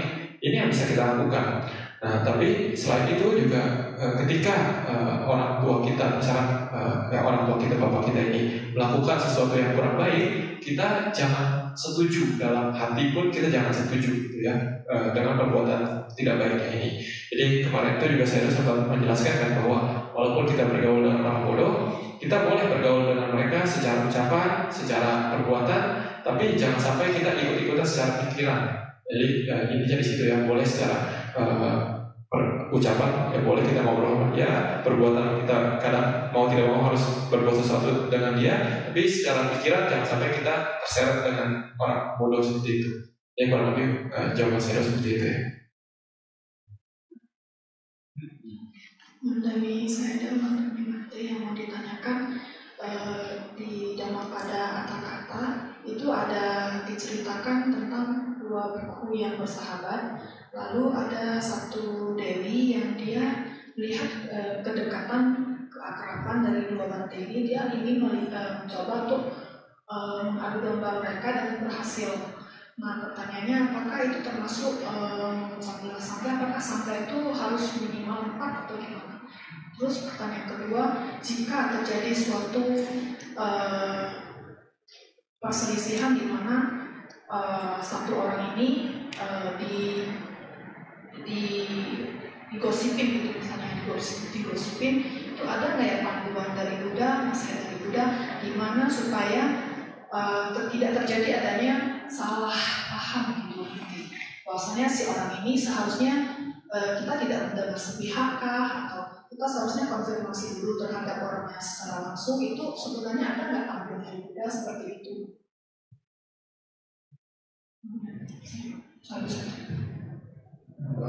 He has 2 questions. The first question is there's a story in the Dhammapada Atthakatha. There's the 2 bhikkhu who are very good friends, and then one day we try to cut their friendship. So in this kind of case, is the Dewi doing the Sangha Vedas, or Sangha needs to be more personal? In this case, we cannot say Sangha Veda because of the Krishna Vaja. Sangha Veda will be 8 bhikkhus, or 9 bhikkhus, more than 8 also. Ya, jadi jawaban pertanyaan pertama itu bukan mecah belah sangha ya, karena untuk terjadinya mau mecah belah sangha itu butuh 9 bhikkhu sebenarnya. Itu baru bisa terjadi, jadi ada 2 sangha gitu ya. Itu sangha beda, dalam bahasa Bali sangha beda. Tapi kalau misalkan kasus yang di Dhammapada Atthakatha itu lebih ke arah pisuna waca atau fitnah, itu lebih ke arah itu. So the second question is also if other people is doing gossips, maybe about other people. So she asking, is there any advice from the Buddha that when people telling some news like that, what should we do? Can we directly believe them, or should we confirm to the person first, or is there any advice from the Buddha towards maybe hearing some news? Itu kan people, right? But if your friend try to go there, right? That's already even plus one. You already don't do anything also. Right? So each person know about whom. Right? They are talking about whom. This is one of the issues also. Anyway, actually, in the case of Samakalama, it was very wide. Very wide means, for example, talk about weather, talk about the food, talk about politics, many things, no? All they are all about Samakalama. But in the case of gossip, the way it is like a Vishnavata, right? The gossip was started at Vishnavata. So if some of the friendship are going to spawn because of gossip, then okay, both of them also, your friend or something, you can interfere in this kind of things, right? Some cases, if you interfere unnecessarily also, they will suffer. Okay?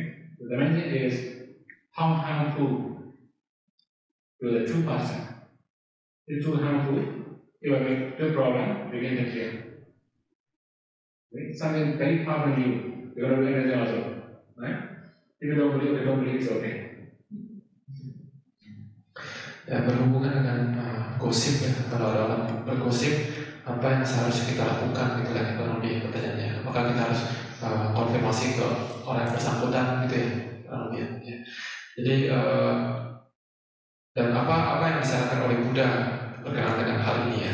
Jadi kata saya sebenarnya tergantung ini yang digosipin siapa juga gitu ya. Kalau yang digosipin adalah teman kita, ya pada saat itu kita berkewajiban untuk yang melindungi teman kita gitu ya, atau kita ya bagaimana caranya kita melindungi teman kita gitu. Tapi kalau misalkan yang digosipin itu adalah orang yang sebenarnya tidak ada hubungannya sama kita ya, orang yang sangat jauh dari kita ya, pada saat itu saya sudah mengatakan ya kita tidak bisa berbuat banyak juga terhadap gosip tersebut gitu ya. Jadi tergantung siapa yang sedang dibicarakan, sedang digosipin. Nah biasanya gosip itu bisa disebut sebagai dua, antara sampah palapa ataupun pisunawaca. Sampah palapa ini artinya adalah omong kosong ya. Misalkan berbicara tentang cuaca ataupun makanan ataupun politik, ini disebut sampah palapa ataupun omong kosong. Tapi sebenarnya kalau gosip itu biasanya lebih ke arah pisunawaca atau fitnah, karena kebenarannya belum tentu benar gitu ya, dan bisa menyerang seseorang gitu. Jadi kata saya ketika ada seseorang bergosip misalkan tentang teman kita, tentang dua orang teman kita, dan misalkan dua-duanya itu teman kita, maka pada saat itu ya kita boleh untuk melindungi kedua teman kita itu. Kita bisa tanya kepada orang yang bergosip itu, kamu dengar dari mana, ataupun kita coba mencegah gosip itu terjadi gitu ya.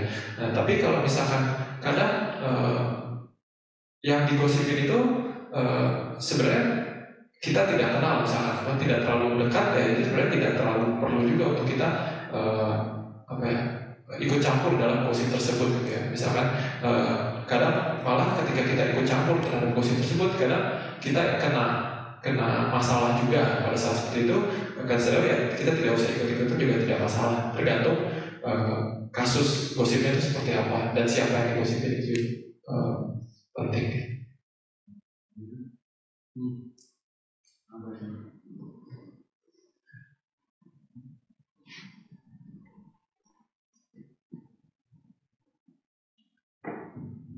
Tadi saya udah bagi ini bukan pertanyaan, cuma cross check. Tadi yang mengenai perpecahan sangga itu bukannya yang bisa melakukannya hanya biku ya, umat awam kan tidak bisa. He just want to confirm that the Sangha Veda can only be done by a bhikkhu, not a lay person. Can be lay person. For example, you may have some wrong view Actually, the one example, right? Non-linear is a linear. Or linear is a non-linear, for example. Okay, mostly linear is a non-linear. Mostly people have that kind of problem, right? For example, in modern society, we can remove many rules. That kind of idea, right? You make rules when you group, you will set your idea. So okay, in this model there are 10 big groups. For example, right? You approach some big group, you follow your idea, you follow another group, you follow your idea. How people follow you? They don't do any fact development. Now 6 separate. Is a sangat big already.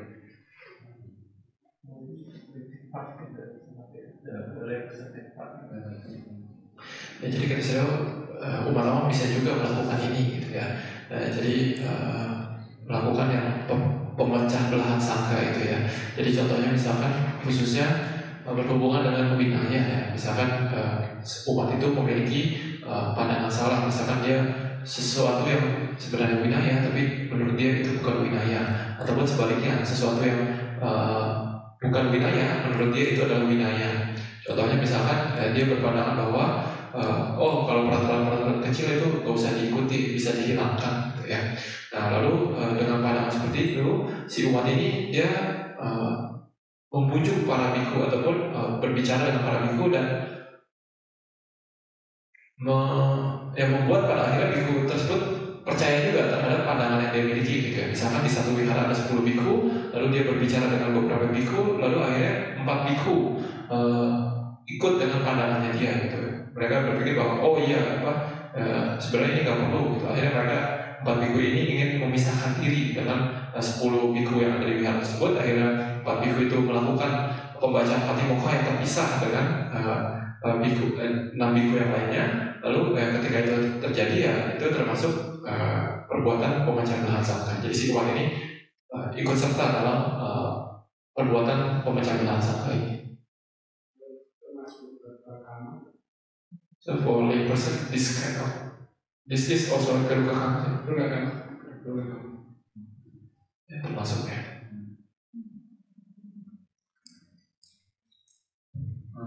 Okay, saya ada one debated. So saya tahu yesterday saya said that wasala is a habit of calling people a low person. But from a few books I heard the meaning is the wasala itself is the meaning is low person or low being. So I don't know which translation is correct. So the wasala can be like a foolish. Not only low person, but also foolish called wasala. So here we can find like one example, right? Kamu now was a lot of holy. So that means how you can hear full by his karma. So karma can his action means it, right? His body action, power action, mental action, make his entity full. That's why we can say Bala also called a fool.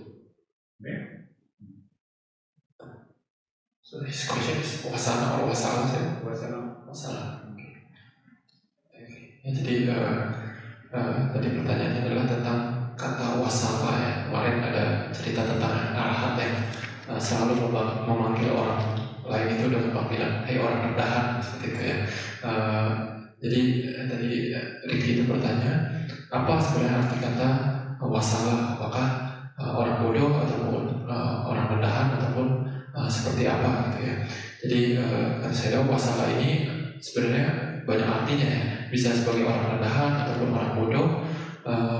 Tapi di satu sutta ada satu petikannya itu kamuna wasalohoti. Artinya adalah seseorang itu menjadi orang bodoh dikarenakan oleh kamanya mereka. Jadi tapi kama di sini bisa maksudnya adalah perbuatan mereka gitu ya, perbuatan secara ucapan, secara pikiran maupun secara perbuatan. Jadi berdasarkan apa yang dia lakukan, maka kalau perbuatan itu buruk, maka ya dia akan menjadi orang bodoh kurang lebih. Tapi intinya wasala itu artinya adalah orang bodoh ataupun orang rendahan. Ini banyak terjemahan.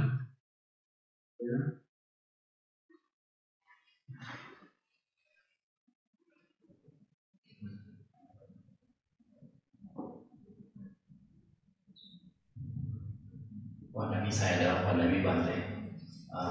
Here there's a culture when among friends they go out and eat.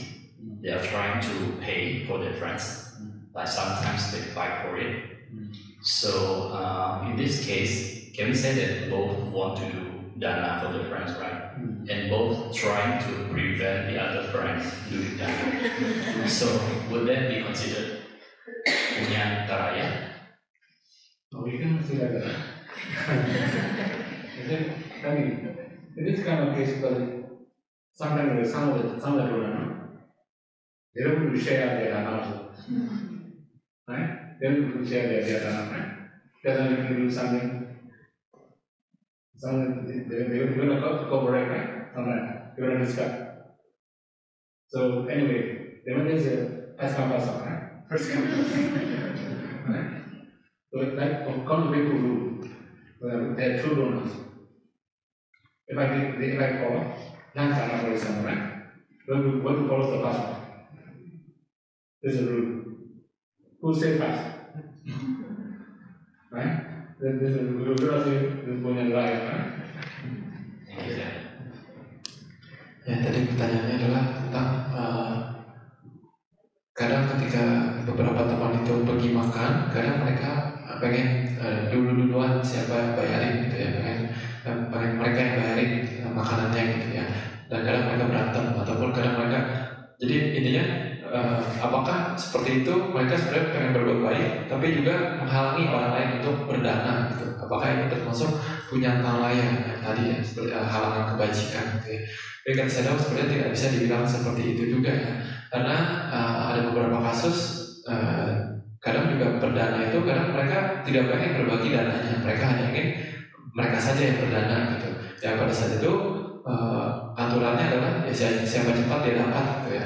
Jadi yang dana duluan ya dia yang dapat gitu. Ini bukan kita menghalangi orang lain, tapi ya dia sudah datang duluan gitu kan. Begitu juga di peraturan Biku juga ada seperti itu. Kalau misalkan ada dua donatur mengundang makan seorang Biku gitu ya, jadi perginya itu harus ke donatur yang pertama dulu, baru setelah itu baru undangan makan ke donatur yang kedua, kecuali memang donaturnya sudah setuju dua-duanya. Tapi secara umum ya siapa yang datang duluan dia harus ikut tersebut datangi duluan.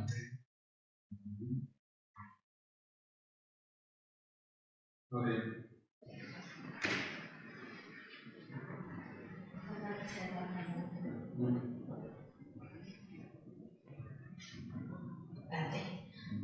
Boleh tolong minta saya jelasin tentang abijah. Soalnya saya pernah dengar ada seseorang yang ke Myanmar atau Thailand itu melihat sebuah wihara, dan wiharanya kan cantik. Kalau kita melihat wihara cantik kan kayaknya bahagia. Lalu kenapa disebutkan bahwasannya itu juga muncul abijah yang halus?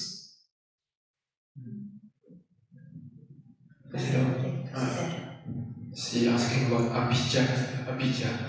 So she said that, for example, one person go to a pagoda or a monastery and she think that, oh, this pagoda is very beautiful or this monastery is very beautiful, and she ever heard that this kind of feeling is also one of the subtle abijah. Yeah, also abijah don't know something abijah. Not different. It is not big, but it was actually a big and jar two different body, right? A big need two words.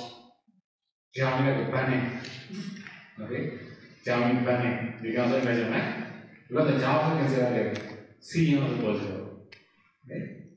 Okay, another thing in this case, a big jar means you need to get other people's property illegal way or improper way. This is called abijah. Sometimes you don't really get it. Mentally, in your mind, you will get something wrong. For example, okay, you take somebody, right? Who is in his telephone or someone back or something, right? You will respond. Like that, then you will do something. This is called avijja. So there's something improper about other people's properties. Benar nggak abijja? Maksudnya menginginkan barang tersebut menjadi milik kita. Sebenarnya mengatakan ini adalah seorang bisnis. saya takutnya salah ngomong bahasa Bali, tapi benar ya abijja ya. Oke.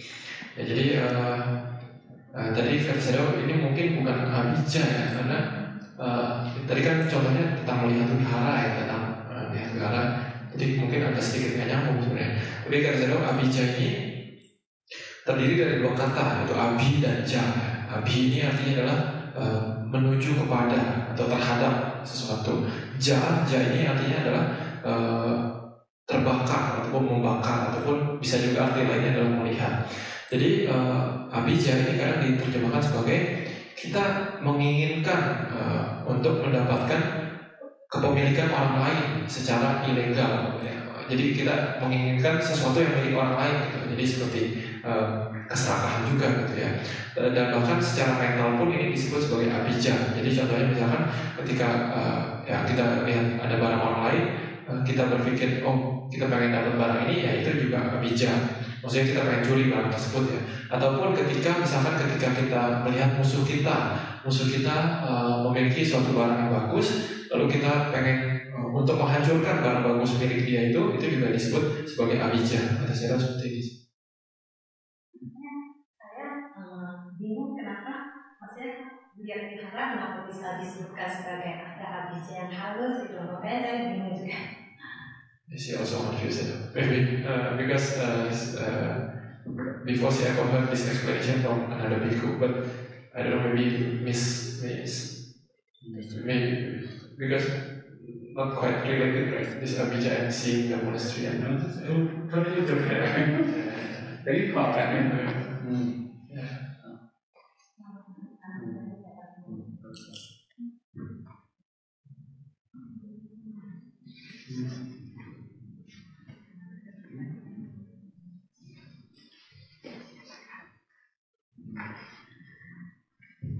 Madam Jayanda, selamat malam Bante Sugiharto. Saya ada beberapa pertanyaan. Satu. Yang ini saya pelajari soal nyambung dengan donor darah Bante. Kalau biku kemarin yang dibahas biku tidak boleh mendonorkan, sebaiknya tidak mendonorkan darah kepada umat awam yang bukan biku. Itu katanya termasuk micca ajiwa. Sedangkan kalau misalnya biku waktu itu sedang membutuhkan darah dan jumlah biku yang ada di lokasi itu tidak mempunyai darah yang cukup, apakah itu juga pelanggaran? Kalau pelanggaran termasuk pelanggaran apa? Sanggati sesa atau dia dan sebagainya. Terus pertanyaannya yang rincian dari micca ajiwa itu kalau nggak salah ingat itu micca ajiwa seorang samana kalau nggak salah ada 4 arah, dan arah di antara 4 itu, yang arah di antara 4 itu saya masih ingat, yaitu seorang biku tidak boleh meramal kalau nggak salah. Yang 4 itu, yang 4 arah itu saya yang agak lupa. Boleh dijelaskan ulang? Terima kasih Bante. Tadi pertanyaan pertama itu kalau biku itu boleh menerima darah dari umat atau enggak? So she was asking for the blood donations, you know. So for biku, you cannot give to a person the blood, but biku can accept blood from a person. Okay, can respond on the bukan pelanggaran atau pelanggaran. Biku boleh menerima. So she was asking about the Micha Ajiva for the bhikkhu. She ever read somewhere that there's the 4 directions of the Micha Ajiva, and there's each direction have also in the middle, like so become 8 direction. One of them is making fortune telling. So this is one of the direction of the Micha Ajiva. So he said that can Zero explain more about this 8 direction of Micha Ajiva? Oh, take too much, huh? Actually, that's metaphor here, right? That's metaphor here. I don't know where they found 8 direction. Some they have their own interpretation maybe. We don't have 8 direction. If we say, for example, we want to one example. They will talk about star. Astrology or something, right? Because like, they are like a face up, right? Because they want to talk about the ground, swine part of that kind of things. Then they are looking down, right? So they have to that kind of on metaphor, we can say, right? The main thing is the list of which I was very long, very long. That's why we cannot summarize all things in 8 direction or 4 direction. Right? Only some part of it has mentioned. Ya, jadi kata saya tentang 8 arah itu sebenarnya mungkin itu seseorang yang buat ya, maksudnya tentang secara metafor aja gitu. Karena sebenarnya Micha Ajiwa seorang bhikkhu itu sangat banyak gitu ya. Tapi mungkin ada seseorang yang mengklasifikasikan jadi 8 gitu, tapi ini tidak ada referensinya gitu sebenarnya. Tapi intinya banyak yang disebut Micha Ajiwa atau penghidupan salah bagi seorang bhikkhu. Misalkan dia mendapatkan penghasilan dari menjadi meramal tentang bintang, misalkan seperti bintang seperti ini, maka kamu seperti apa gitu. Jadi seperti melihat ke atas seolah-olah gitu. Penghidupannya melihat ke atas. Ataupun dia meramal tentang tanah, nanti tanah akan seperti ini, atau tumbuhan akan seperti ini. Nah itu seperti seolah-olah dia arah bawah, karena melihat bawah. Jadi ini adalah contoh-contoh saja dari Micha Ajiwa, penghidupan salah dari seorang bhikkhu. Tapi sebenarnya sangat banyak daftar dari penghidupan salah seorang bhikkhu gitu ya. Itu yang tadi 8 itu mungkin hanya klasifikasi yang dibuat oleh orang tertentu saja. The time is showing 9 o'clock. We end the session, shall we?